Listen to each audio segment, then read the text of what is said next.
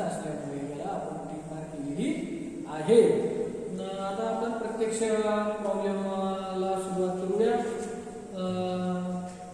तर लायबिलिटी साईडचे कोणते आयटम्स या सोल्युशनमध्ये घ्यायचे, कोणते नाही घ्यायचे हे यावरून लक्षात येईल. असेट साईडचे कोणते आयटम चालू वर्षात घ्यायचे, कोणते नाही हे काळजीपूर्वक आपल्याला लक्षात ठेवायचं आहे. कॅपिटल फंड जे आहे लायबिलिटी साईडचा तो आयडेंटिटी आयटम घ्यायचा असतो 6,54,000.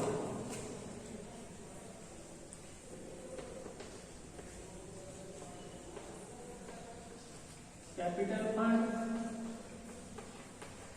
6,54,000. लायबिलिटी साइडला एकच आयटम आहे. असेट साइड मला cash in hand, cash at bank हे प्रिव्हियस इयरचे बॅलन्स शीट असल्यामुळे मागील वर्षाचे cash in hand, cash at bank आहे, त्यामुळे हे आयटम्स आपण घेत नाही. नेक्स्ट आयटम आहे बिल्डिंग. आता बिल्डिंग गेल्या वर्षी जी होती तीच या वर्षी राहणार. फर्निचर गेल्या वर्षी जे होते तेच या वर्षी राहणार. व्यवसाय त्या शाळेमध्ये बुक्स ते त्याच पद्धतीने, फिक्स्ड डिपॉझिट त्या पद्धतीने, त्यामुळे हे आयटम्स आपल्याला नोट करावे लागतील. फर्स्ट आयटम त्यापैकी आहे बिल्डिंग. अमाऊंट आहे 5 लाख. ही असेट आहे. यावर ऍडजस्टमेंट वगैरे नाही. बिल्डिंग 5 लाख.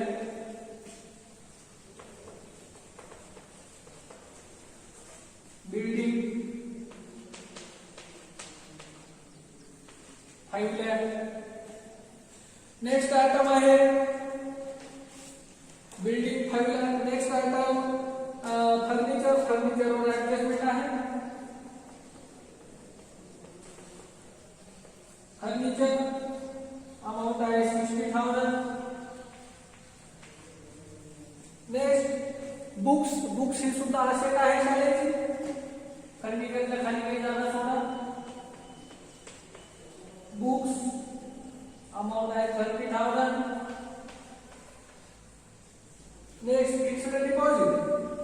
Fixed deposit 50,000. ही सुद्धा असेट आहे.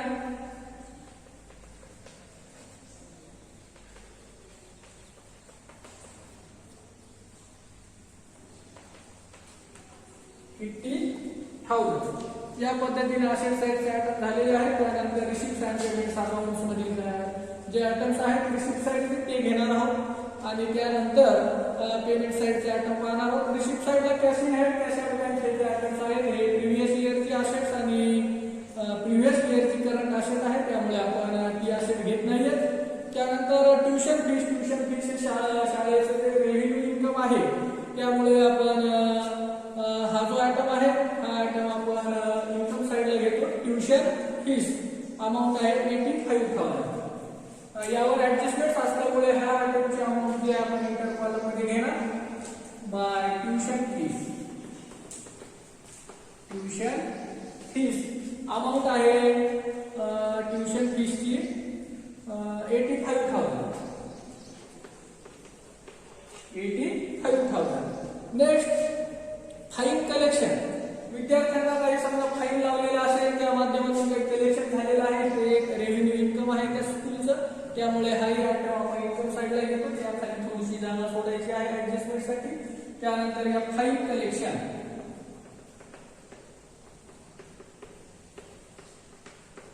फाईन कलेक्शन अमाउंट आहे 2,600. 2,600. नेक्स्ट आयटम आहे ऍडमिशन फीस. ऍडमिशन फीस हा सुद्धा रेव्हेन्यू इन्कम आहे, म्हणून इन्कम साइडला येणारा हा आयटम आहे. अमाउंट आहे 10,000.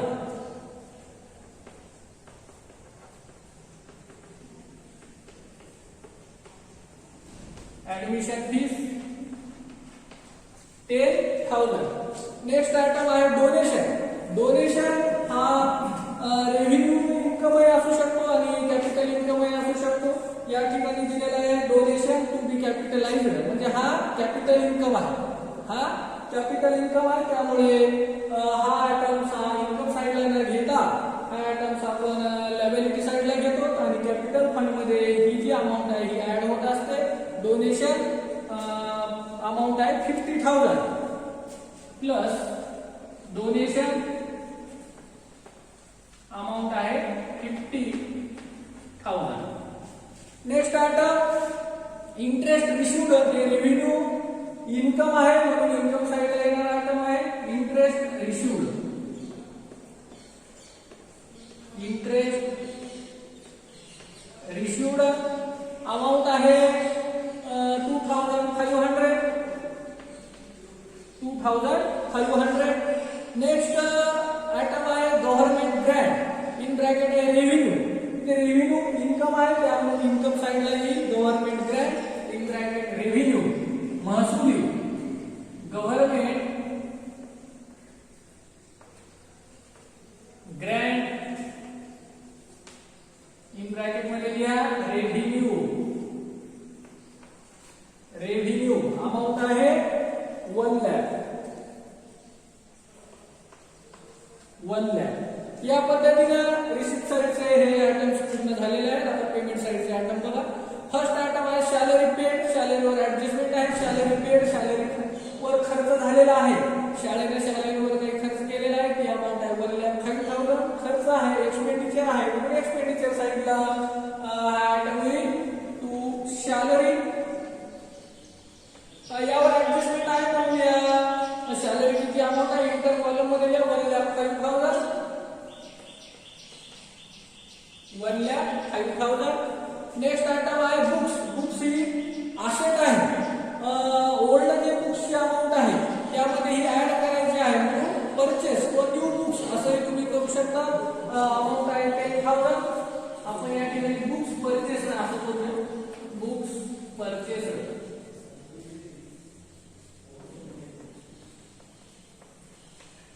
अमाऊंट आहे 10,000. 10,000 रुपये. त्यानंतर स्टेशनरी अँड प्रिंटिंग हा रेव्हेन्यू एक्सपेंडिचर आहे म्हणून एक्सपेंडिचर साइडला हा आयटम येईल 20,500. सॅलरीच्या खाली तुम्ही जागा सोडा. Printing and stationery and printing.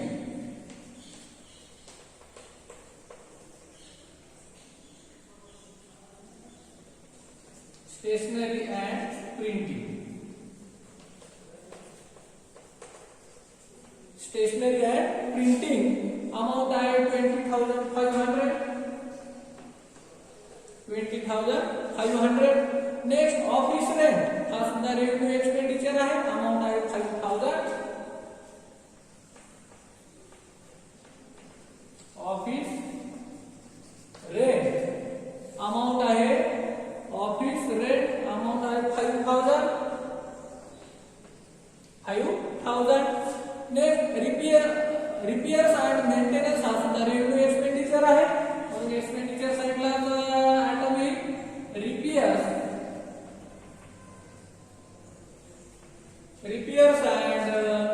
Repairs and maintenance.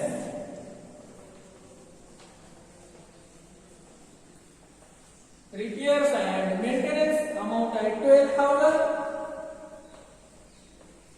12,000. Next item आहे स्पोर्ट एक्सपेन्सेस. स्पोर्ट एक्सपेन्सेस हा सुद्धा आयटम एक्सपेंडिचर साइडला येईल.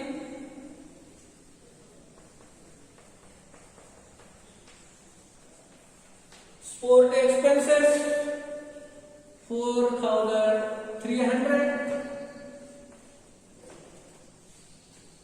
नेक्स्ट अॅन्युअल गॅदरिंग हा सुद्धा एक्सपेंडिचर आहे म्हणून एक्सपेंडिचर साइडला जाता येईल.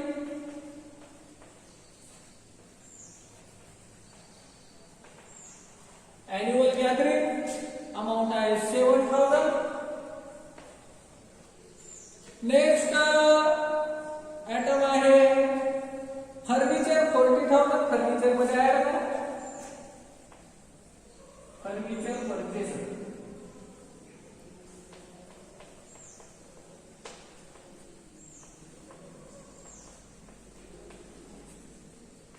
40,000.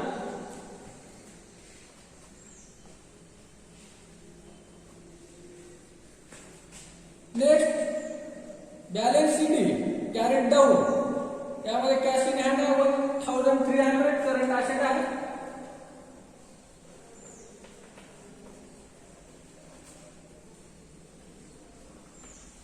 and next asset current asset cash at bank 59,000.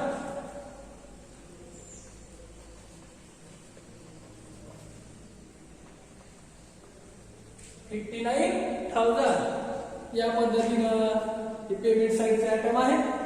Adjustment बघा आता. फर्स्ट ऍडजस्टमेंट आहे outstanding tuition fees ₹12,000. Tuition fees outstanding आहे, अदेयता आहे, येणे आहे. आउटस्टँडिंग म्हटलं की ऍड करायचं. आउटस्टँडिंग म्हटलं की ऍड करायचं. प्रीपेड म्हटलं की लेस करायचं. प्रीपेड म्हणजे अगोदरच मिळालेली आहे ती लेस करायचं. आउटस्टँडिंग म्हणजे अदेयता आहे, येणं आहे, म्हणून ती ऍड करावं लागेल. अमाऊंट आहे आउटस्टँडिंग ट्युशन फीस 12,000. आता इन्कम मध्ये ऍड झालेला आहे म्हणजे आपले असेट वाढायचे, म्हणून असेट साईडला second effect outstanding tuition fees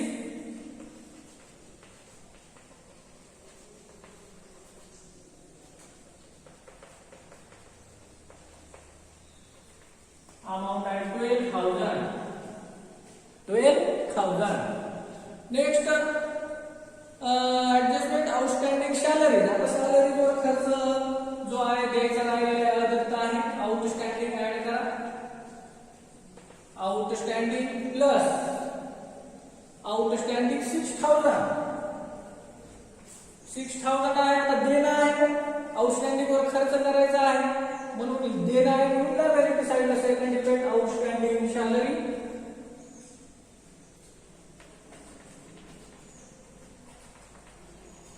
outstanding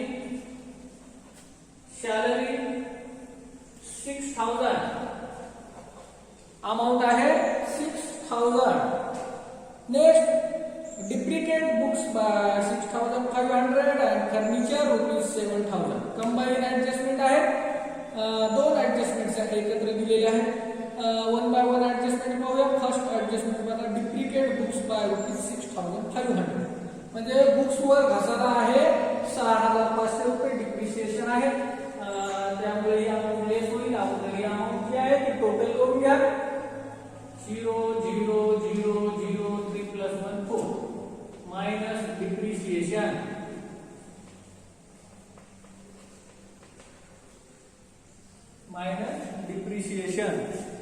amount आहे 6,500. 6,500. सेकंड इफेक्ट एक्सपेंडिचर साइडला to depreciation on books. Amount आहे 6,500. अमाउंट आहे 6,500. and furniture by ₹7,000. फर्निचर वर डिप्रिशिएशन आहे 7,000. टोटल करा 0 0 0 6 + 4 10 minus depreciation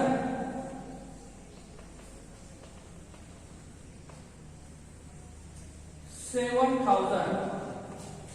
depreciation 7,000. Second effect expenditure side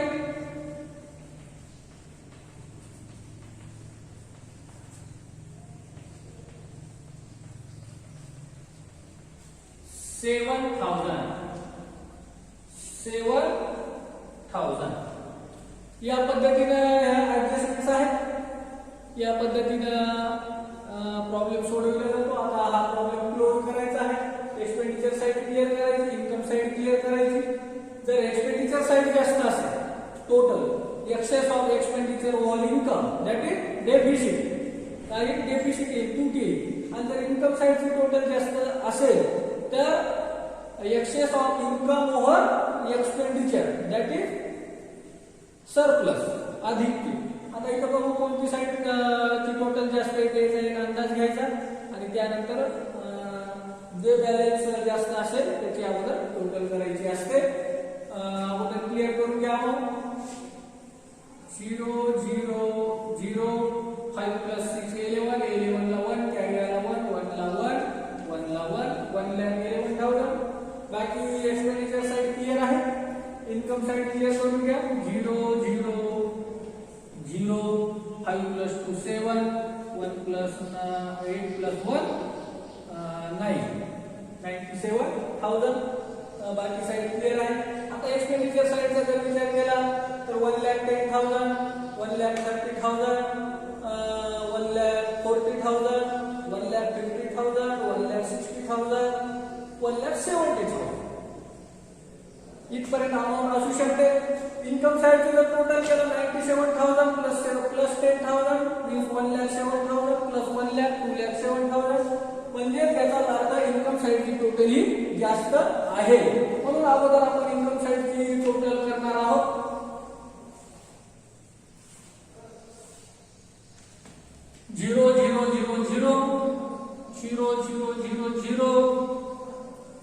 6 plus 5 11 ला 1 carry आला 1 1 plus 7 8 8 plus 2 10 10 plus 2 12 12 ला 2 कॅरी आला 1 1 plus 9 10 10 plus 1 11 11 ला 1 कॅरी आला 1 1 plus 1 2 2,12,100 total of income side. Transfer to expenditure side 2,12,100 2,12,100 वरील अमाउंट लेस करायचे आहे 0 0 0 0 0 0 0 0 0 0 0 0 5 5 plus 3 8 8 plus 5 13 13 13 13 13 13 plus 8 21 21 ला 1 कॅरी आला 2 2 plus 1 3 3 3 plus 5 8 8 plus 2 10 10 plus 4 14 14 plus 7 21 21 plus 6 27 27 plus 7 34 34 34 34 plus 8 34 plus 8 42 42 का 2 carry 4 4 plus 1 5 5 plus 2 7 7 plus 1 8 8 8 8 8 plus 3 8 plus 3 11 11 ला 1 carry आला 1 1 plus 1 2 38,800 ही amount ही बॅलन्स अमाउंट येत आहे. Excess of income over expenditure that is surplus amount 38,800 excess of income over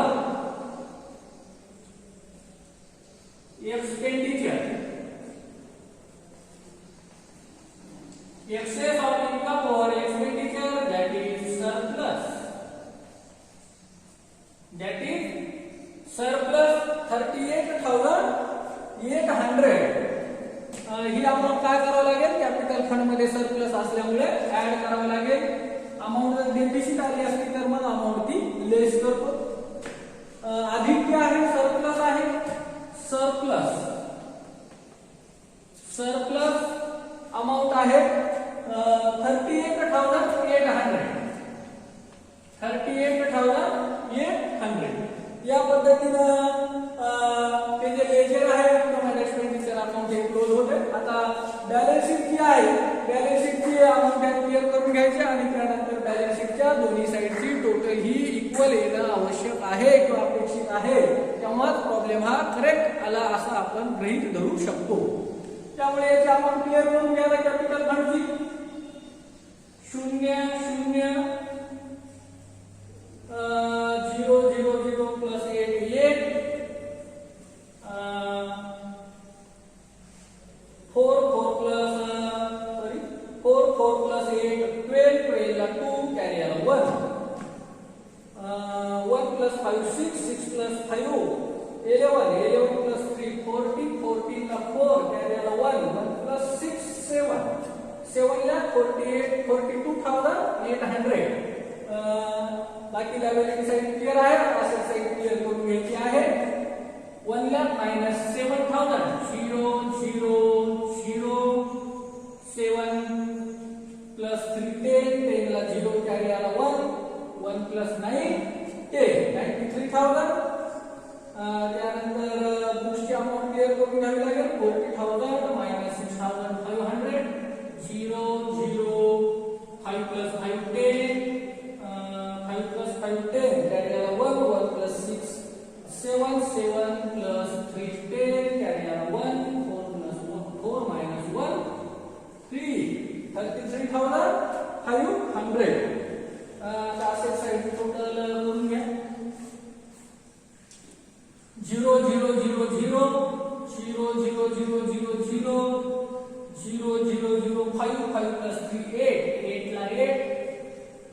0 0 3 3 plus 3 6 6 plus 1 7 7 plus 9 16 16 plus 2 18 18 ला 8 carry आला 1 1 plus 9 10 10 plus 3 13 13 plus 5 18 18 plus 5 23 23 plus 1 24 24 ला 4 carry आला 2 2 plus 5 7 7 ला 48,800.